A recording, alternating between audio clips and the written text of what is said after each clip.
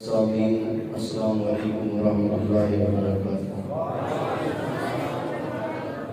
چونکہ محفل کا دورانیہ تقریباً اپنے اختتام کی طرف گامزن ہے،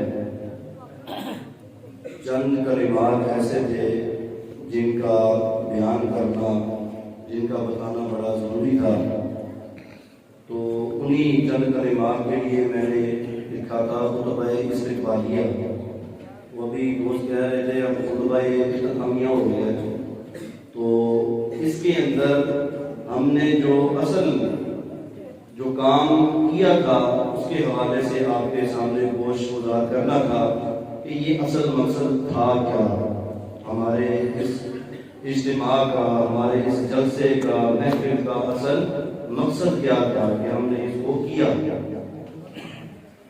ایک بات میں ویسے چھوٹی سی عرض کرنا چاہتا ہوں کہ جہاں بھی چار بندے اکٹھے ہو جائیں نا جی تو بدمزگی ہو جاتی ہے، تو اس پر پریشان ہونے کی ضرورت نہیں ہے، پریشان نہ ہوئیے گا، یہ ہو جاتا ہے، معاملات ہوتے رہتے ہیں، ہر بندے کی عقل ایک جیسی نہیں ہے، ہر بندے کی سوچ ایک جیسی نہیں ہے، سوچنے کی، فکر کرنے کی ہر ایک کی صلاحیت بھی ایک جیسی نہیں ہے، ہر ایک اپنے طرح سوچتا ہے، اپنی طرح بات کرتا ہے، بیان کرتا ہے، تو اس پر بالکل بھی رنجیدہ اور غمگین ہونے کی، پریشان ہونے کی کوئی ضرورت نہیں ہے۔ پریشان تو نہیں ہے، اگر کوئی پریشان ہے تو میں معلوم کرتا ہوں، کسی کے ذہن میں کوئی فکر میں کوئی بات ہو میں سب کے سامنے کرتا ہوں۔ دوسری بات،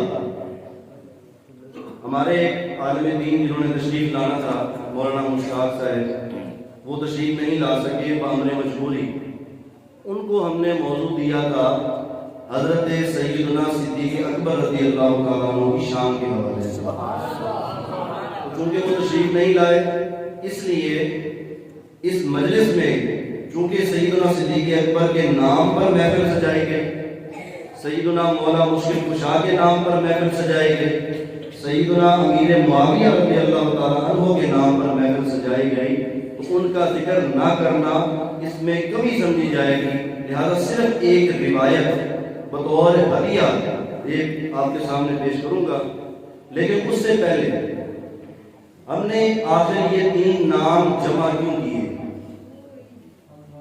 میری بات کی طرف ذرا توجہ ضرور کیجیے گا، یہ المیہ ہے ہماری امت کا، ہمارے موجودہ دور کا۔ ہم نے تین ناموں کو آخر کیوں جمع کیا کہ سیدنا صدیق اکبر کا بھی نام رکھا، سیدنا مولا مشکل کشا شیر خدا کا نام رکھا، سیدنا امیر معاویہ رضی اللہ تعالیٰ عنہم کا نام رکھا۔ وجہ کیا ہے؟ اب دیکھیے، کچھ لوگ آپ کو ملیں گے جو حضرت صدیق اکبر کو مانیں گے، علی المرتضیٰ کو نہیں مانیں گے، ٹھیک ہے؟ کچھ لوگ ملیں گے جو حضرت علی المرتضیٰ کو مانیں گے، امیر معاویہ کو نہیں مانیں گے، کچھ لوگ حضرت علی المرتضیٰ کو مانیں گے، صدیق اکبر کو اور امیر معاویہ کو چھوڑ دیں گے۔ یعنی یہ تین لوگ ایسے ہیں، یہ تین شخصیات ایسی ہیں کہ ان کا آپس میں ٹکراؤ لوگوں کو بتایا جاتا ہے، ٹھیک ہے جی، ان کا ٹکراؤ آپس میں بتایا جاتا ہے، حالانکہ ایسا نہیں ہے۔ آپ نے ایک روایت سنی ہوگی، دو شخصیات اس میں ذکر آئے گا، روایت سنی ہوگی کہ حضرت علی المرتضیٰ شیر خدا کرم اللہ تعالیٰ وجہ الکریم کی زیارت کرنا عبادت ہے۔ آپ سب نے سنی ہے نا جی؟ بھئی جاننے کا ثبوت تو دیجیے، نہیں جانتے ہیں، یہ سب سنتے ہیں، لیکن کوئی یہ نہیں بیان کرتا کہ یہ روایت بیان کس نے کی ہے۔ النظر الی وجہ علی عبادہ، علی کے چہرے کو دیکھنا عبادت ہے، یہ روایت کس نے بیان کی ہے؟ امام جلال الدین سیوطی کی کتاب تاریخ الخلفاء، اس میں آپ بیان کرتے ہیں کہ اس حدیث کو صرف اور صرف سیدنا صدیق اکبر نے روایت کیا ہے۔ کہاں کی لڑائی ہے؟ کہاں کا جھگڑا ہے؟ حضرت صدیق اکبر ایک دن مسلسل حضرت علی المرتضیٰ کو دیکھ رہے تھے، تو کسی نے سوال کیا تھا آپ مسلسل حضرت علی کو کیوں دیکھ رہے ہیں؟ ٹک ٹکی باندھ کر دیکھنا، ذرا توجہ ادھر ادھر نہیں ہوتی، مسلسل دیکھ رہے۔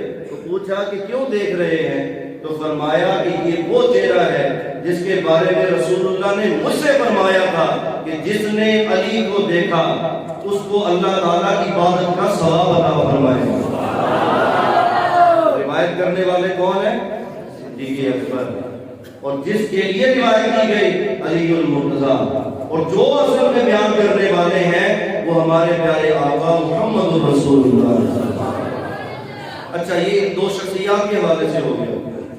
حضرت صدیق اکبر کی طرح ایک بات عرض کرتا ہوں، معراج شریف کا چونکہ مہینہ ہے تو معراج شریف کا بھی بیچ میں ذکر آ جائے گا اس مثال کے ساتھ۔ نبی کریم رسول الرحیم صلی اللہ تعالی علیہ وسلم فرماتے ہیں، مواہب الدنیا امام قسطلانی کی کتاب ہے، اس کے اندر یہ روایت موجود ہے، فرماتے ہیں کہ نبی کریم صلی اللہ تعالی علیہ وسلم نے فرمایا کہ جب ہم سدرۃ المنتہا سے آگے چلے، کہاں سے آگے چلے جی؟ سدرۃ المنتہا سے آگے چلے، لامکان کی سیر کو جب نکلے تو درمیان میں ایک ایسا موقع بھی آیا کہ جہاں ہمیں وحشت محسوس ہوئی۔ وحشت سمجھتے ہیں، جب بندہ اکیلا ہوتا ہے، تنہا ہوتا ہے تو وحشت محسوس ہوتی ہے۔ سفر میں اکیلے تھے، رب بھی پیچھے رہ گیا، سب کچھ پیچھے رہ گیا، آپ اکیلے آپ تشریف لے جا رہے تھے۔ فرمایا کہ ہمیں وحشت محسوس ہوئی نا، تو اس وحشت کے اندر اللہ تعالیٰ نے مجھ سے، رسول کریم صلی اللہ علیہ وسلم کے فرمان کا مفہوم فرمایا کہ مجھے اللہ تعالیٰ نے مجھ سے حضرت صدیق اکبر رضی اللہ تعالیٰ عنہ کی آواز میں، ان کی لغت میں، ان کے لہجے میں کلام فرمایا ہے۔ کس کے لہجے میں؟ صدیق اکبر کے لہجے میں مجھ سے کلام فرمایا۔ فرماتے ہیں جب ہم آگے چلے، جب اللہ تعالیٰ نے ہمیں دیدار عطا کیا تو ہم نے اللہ تعالیٰ سے پوچھا، اے رب کریم، میں نے آتے ہوئے راستے میں اپنے سے آگے ابو بکر کی آواز سنی تو مجھے یہ لگا کہ شاید ابو بکر مجھ سے پہلے یہاں تشریف لے آئے، مجھے یہ محسوس ہوا، یہ کیا معاملہ تھا؟ اللہ تعالیٰ نے فرمایا کہ ابو بکر آپ کے بہت قریب ہیں، آپ کی غار کے یار ہیں، دیگر معاملات میں آپ کے قریب ہیں، رازدار ہیں، آپ ان سے انس محسوس کرتے ہیں، محبت محسوس کرتے ہیں، چاہت محسوس کرتے ہیں۔ تو ہم نے آپ سے حضرت صدیق اکبر کی آواز میں خود کلام فرمایا ہے۔ جس کا بندہ محبت کرنے والا ہو، اس کا ذکر کیا جائے، اس کی آواز آ جائے تو بندہ خوش ہو جاتا ہے۔ اور اللہ تعالیٰ نے ان باشندوں میں حضرت صدیق اکبر کے لہجے میں اپنے پیارے محبوب سے کلام فرمایا تھا۔ یہ شان ہے صدیق اکبر رضی اللہ تعالیٰ عنہ کی۔ دوسری جو ہم نے بیان کی حضرت مولا مشکل کشا کی، تیسری اور آخری حضرت سیدنا امیر معاویہ کی۔ ایک محدث ہیں بہت بڑے، جن کا نام ہے سیدنا عبداللہ بن مبارک رضی اللہ تعالیٰ عنہ۔ کیا نام ہے جی؟ عبداللہ بن مبارک۔ ایک اور شخصیت ہے جن کا نام آپ نے سنا ہوگا، عمر ثانی، جن کو کہا جاتا ہے سیدنا عمر بن عبد العزیز۔ بھائی حضرات آپ نے سنا نام جی؟ حضرت عمر بن عبد العزیز وہ بندہ ہے جو صحابی تو نہیں ہے لیکن اسے عمر ثانی کہا جاتا ہے، دوسرا عمر۔ 2 سال تقریباً اس بندے نے حکومت کی ہے، صرف 2 سال، اور زمانے نبوت یاد کروا دیا اس بندے نے۔ یہ وقت بھی آیا کہ زکوٰۃ دینے والا ہاتھوں میں زکوٰۃ لے کر پھرتا رہتا تھا، کہ زکوٰۃ لینے والا نہیں ہوتا تھا۔ 2 سال سے کچھ زیادہ یہ کام انہوں نے خلافت کی، ان کو عمر ثانی کہا جاتا ہے۔ عبداللہ بن مبارک رضی اللہ تعالیٰ عنہ سے کسی نے سوال کیا، الصواعق المحرقہ کے اندر یہ روایت موجود ہے، امام ابن حجر حیدری شافعی نے یہ نقل کی ہے۔ فرماتے ہیں عبداللہ بن مبارک سے جب پوچھا کہ مقام و مرتبہ، فضیلت اور رتبہ میں، مقام میں حضرت امیر معاویہ بلند ہے یا حضرت عمر بن عبد العزیز بلند ہے، ان کے درمیان کس کو آپ مسابقت دیں گے، کس کا پلڑا بھاری قرار دیں گے؟ اب عبداللہ بن مبارک جو بہت بڑے محدث ہیں، بہت بڑے مفسر ہیں اور قرآن اور حدیث کے علوم کو جاننے والے ہیں، انہوں نے بیان فرمایا، سنیے گا، حضرت امیر معاویہ کی شان میں اتنا ہی کافی ہے، جو انہوں نے فرما دیا. فرمانے لگے حضرت امیر معاویہ رضی اللہ تعالی عنہ اور عمر عبدالعزیز کا کیا موازنہ، کیا ان کے آپس میں تطابقت کیسے کرو گے؟ سنو، حضرت امیر معاویہ نے حضور کی معیت میں جو جہاد کیا، اس جہاد میں جو گھوڑا لے کر گئے، اس گھوڑے کی ناک میں جو گرد گئی، اس گرد میں سے ایک ذرے کے برابر بھی عمر عبدالعزیز نہیں ہے. اس کے اندر جو خاک اڑ کے گئی ناک نتھنوں کے اندر، اس خاک میں سے ایک ذرے کے برابر بھی عمر بن عبدالعزیز نہیں ہے. حالانکہ وہ اتنا بڑا زبردست حکمران بنا، خلیفہ جسے کہا گیا، اس کے باوجود وہ ان کے برابر نہیں ہے. کیوں نہیں ہے؟ اس لیے فرق صرف اتنا ہے کہ امیر معاویہ نے اپنی جاگتی آنکھوں کے ساتھ رسول اللہ کا دیدار کیا، اور عمر بن عبدالعزیز کو یہ مرتبہ حاصل نہیں ہے. اگرچہ وہ ساری زندگی بھی یہ حکمرانی کرتے رہتے اور ساری دنیا ہی فتح کر لیتے، بڑے حکمران خلیفہ ہو جاتے، پھر بھی انہیں امیر معاویہ کے گھوڑے کی ناک میں جانے والی خاک کے برابر بھی مقام نہیں مل سکتا. یہ کبھی بھی برابر نہیں ہو سکتا. یہ وجہ تھی جس وجہ سے ہم نے ان تین شخصیات کا بالخصوص ذکر کیا. اس کے لیے میں سب سے پہلے علماء کرام کا شکر گزار ہوں، قبلہ پیر صاحب کا شکر گزار ہوں، سماجی سیاسی شخصیات کا شکر گزار ہوں، اور سب سے بڑھ کر عوام اہل سنت کا شکر گزار ہوں جو تشریف لائے، اس محفل کو رونق بخشی اور چار چاند لگائے. اور میں آپ سے توقع کرتا ہوں اور انشاءاللہ تعالی آئندہ بھی کرتے رہیں گے. کس چیز کی اس چیز کی کہ جب بھی مسلک اہل سنت کے حوالے سے آپ کو بلایا جائے گا، آپ تشریف لائیں گے. مسلک اہل سنت کے حوالے سے جب بھی آپ کا تعاون اور آپ کی مدد طلب کی جائے گی، آپ حاضر ہوں گے. مسلک کے حوالے سے کوئی پروگرام ہو، ایک چیز ذہن میں رکھیے، میں بڑی عاجزی کے ساتھ عرض کر رہا ہوں، ایک چیز ذہن میں رکھیے، مسلک کے حوالے سے اس مسجد میں ہو، جمال مصطفیٰ میں پروگرام ہو، مسلک کے حوالے سے دربار والی مسجد میں پروگرام ہو، مسلک کے حوالے سے بازار والی مسجد میں پروگرام ہو، انوار بلاد میں ہو، فوجی صاحب والی مسجد میں ہو، کسی بھی مسجد میں پروگرام ہو، وہ مسجد کا پروگرام نہیں ہے، وہ مسلک کا پروگرام ہے. وہ کس کا پروگرام ہے؟ ہمارے کسی ادارے میں ہوتا ہے، ہمارے کسی مدرسہ میں ہوتا ہے، ہمارے کسی جامعہ میں ہوتا ہے، ہمارے کسی چوک میں ہوتا ہے، چوراہے میں ہوتا ہے، کسی گھر میں ہوتا ہے، کسی بھی جگہ ہوتا ہے. وہ ان کا ذاتی نہیں ہے، وہ مسلک کا کام ہے. اس میں یہی نیت لے کر جائیں کہ ہم مسلک کے کام کی ترویج کے لیے یہاں حاضر ہو رہے ہیں.